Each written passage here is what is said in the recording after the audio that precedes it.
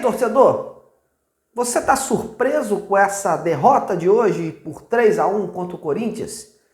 Esse vareio de bola que o Vasco tomou lá em São Paulo? Olha, para mim não me surpreende não, viu? Não me surpreende, porque o Vasco vem atuando muito mal. O Paiva está totalmente perdido nos seus conceitos táticos. Em campo a gente vê um time totalmente sem sintonia, emocionalmente muito ruim, para não dizer outra coisa, e com um futuro sombrio. A sorte do Vasco, meus amigos, a sorte do Vasco, entre aspas, é que o Vasco vai pegar um time já rebaixado no próximo jogo e no último jogo do campeonato vai também pegar um time já rebaixado, que o Cuiabá também está se caminhando para esse mesmo caminho. Olha, vergonhosa essa situação do Vasco. Muito vergonhosa. O torcedor vascaíno já está de saco cheio, ano após ano, vê o mesmo roteiro, vê o mesmo filme, a mesma história. Não tem alegrias, torcedor. Infelizmente, todo ano as mesmas promessas, as mesmas situações acontecem e o Vasco parece que vive aí num looping eterno, um ciclo vicioso e não consegue dar alegrias ao seu torcedor. O seu torcedor que vaia, cobra com razão, né? O Rafael Paiva reclamou na última coletiva que a torcida do Vasco é uma das que mais vaiavam, né? Mais cobravam, mas Paiva, não tá errado não, meu amigo. Não tá errado não. E não tá tão errado, Paiva, que você acabou sendo demitido agora há pouco. Pois é, torcedor. O Vasco informou agora há pouco que o Rafael Paiva não é mais o técnico do Vasco. O Pedrinho acabou de fazer um pronunciamento rápido lá no estádio do Corinthians, anunciando aí, agradecendo os serviços do Paiva e anunciando a demissão do treinador. Portanto, Rafael Paiva não comanda mais o Vasco. Para mim, zero surpresas, porque o Paiva não dava mais liga nesse time, né? Um treinador que, por mais que toda a janela de transferências, né, tenha sido horrorosa por parte da diretoria, ele, com as peças que tinha em mãos, não conseguia mais fazer esse time rodar e não conseguia criar um fator novo para esse elenco. Insistia no mesmo modelo de jogo. Insistia no mesmo modelo de jogo e não mudava. Futebol é o seguinte, não está dando certo uma coisa, você não precisa tomar 5 porradas para mudar. É preciso mudar. É preciso criar um fator novo. E o Rafael Paiva só trocava peças, mas continuava insistindo naquele esquema de 4-3-3. Faltou o Paiva, meus amigos, isso, esse discernimento de colocar um novo modelo de jogo, implementar um novo modelo de jogo para esse time. Não está dando certo? Troca, mas não troca suas peças. E o Paiva parecia muito perdido. Você via aí na próprias últimas coletivas dele e nos modelos de jogo, né, da escalação, né? Escalando hoje, escalou 2 laterais, né, um pela direita, um pela esquerda, como atacante. Tudo bem que o time do Vasco não tem aí um elenco à altura, mas o Vasco tem outras peças aí, outras peças para ele montar um novo esquema de jogo, e ele não fez.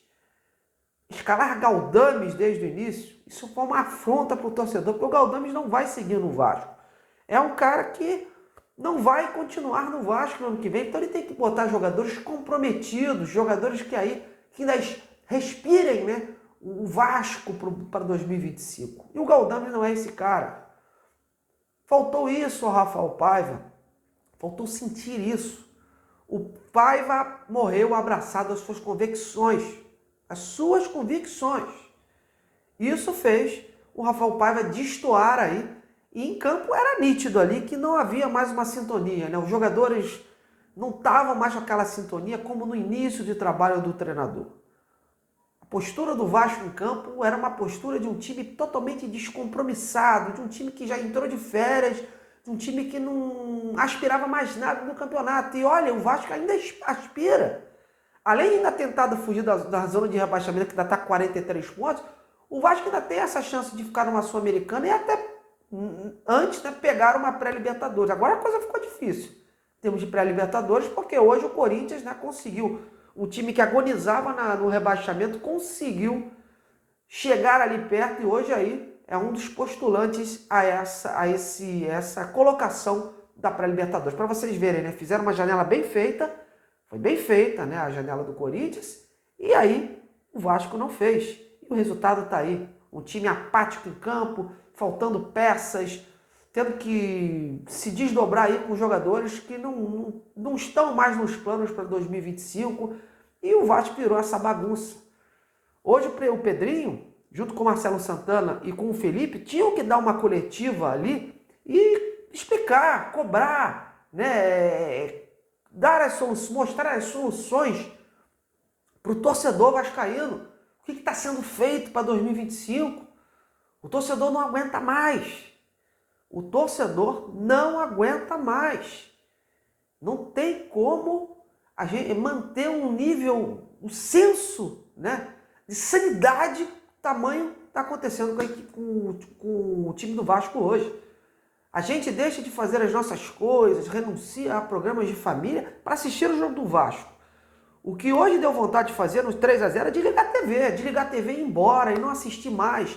Mas o amor que a gente tem pelo Vasco faz a gente acreditar até o final, a gente assistir aí, a gente vê se esse time tomava uma vergonha na cara e mudava aquele, pelo menos honrava, né, mais a camisa para chegar perto ali de empurrar um pouco mais o Corinthians para o seu campo, coisa que não fez. O Corinthians pisou no freio, já tinha feito 3-0, o Vasco deu uma ligeira melhora ali, muito porque o Corinthians também tirou, né, o pé do acelerador e aí fez com que o Vasco conseguisse aí o primeiro gol. Mas olha, só isso, galera, não fizeram mais absolutamente nada.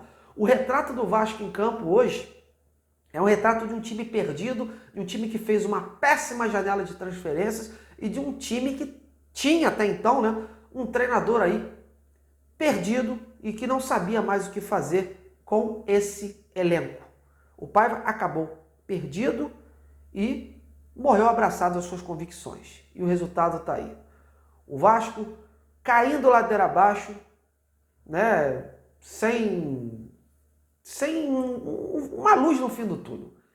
É duro a gente dizer para o torcedor vascaíno, mas não tem mais luz no fim do túnel para esse 2024. É um time aí sem soluções, um time que a diretoria tem que arregaçar as mangas. Vai dar uma coletiva segunda-feira aí para falar sobre essa situação do Paiva, do novo treinador. Muito se fala que o Felipe, inclusive, né, a gente já tinha dado até essa informação, que caso o Paiva perdesse essa partida de hoje da forma que perdeu, o Felipe tinha tudo para assumir esses três últimos jogos aí, e aí sim o Vasco buscar um comandante para 2025. O cenário é esse. Deve ser confirmada essa situação até segunda-feira aí, mas fato é que o Vasco está em mares revoltos, está perdido, não tem mais ambição nesse ano de 2024 e a gente espera que esse time honre a camisa, né? Porque mentalmente a gente viu em campo um time totalmente bem abaixo do que poderia progredir no campeonato. A verdade, meus amigos, é que esse Vasco perdeu a competitividade, porque foi a competitividade que segurou o Vasco, que fez o Vasco criar essa gordura e chegar aos 43 pontos, porque se não fosse essa competitividade, o Vasco hoje seria um sério candidato a rebaixamento mais uma vez. Mais uma vez. O Vasco conseguiu essa proeza de chegar aos 43 pontos aí, com muita sorte e competitividade. Quando perdeu o senso de competitividade, as limitações ficaram ainda mais latentes dessa equipe. Aí, o resultado é esse aí. São 4 derrotas seguidas. E derrotas dolorosas, derrotas até por 3-0, placares elásticos. Então, meus amigos, a coisa tá feia mesmo no Vasco. A torcida exige soluções e tá no seu direito sim de cobrar, de vaiar, de pedir soluções para 2025, pedir um time com identidade, pedir uma janela perfeita, pedir um comandante experiente, jogadores compromissados e que possam aí elevar o nível do Vasco. O Vasco não é time para apenas se manter numa Série A, fazer um bom papel numa Copa do Brasil e sair numa semifinal, participar de uma semifinal do Carioca e acabou. O Vasco é time para disputar títulos, é um time para ir para as cabeças, mas com time, com planejamento, com sabedoria. Hoje, no Vasco, essas palavras não existem. Então, está na hora de reformular o pensamento, que a diretoria venha a público, venha mostrar o que está sendo feito para 2025, porque o que foi feito em 2024 foi uma atrocidade. A gente sabe que teve essa situação da SAF, da 777, sabe, mas teve tempo de correr atrás aí e buscar condições para o Vasco se reerguer. E eu repito, a sorte que o Vasco conseguiu atingir esses 43 pontos. Senão, a história ia ser, que a gente viu anos atrás. Bom, torcedor, em termos táticos, eu não vou comentar nada, absolutamente nada, porque não é nem vontade de a gente comentar isso tudo, até porque o Paiva já saiu, as teimosias dele ficaram latentes em campo.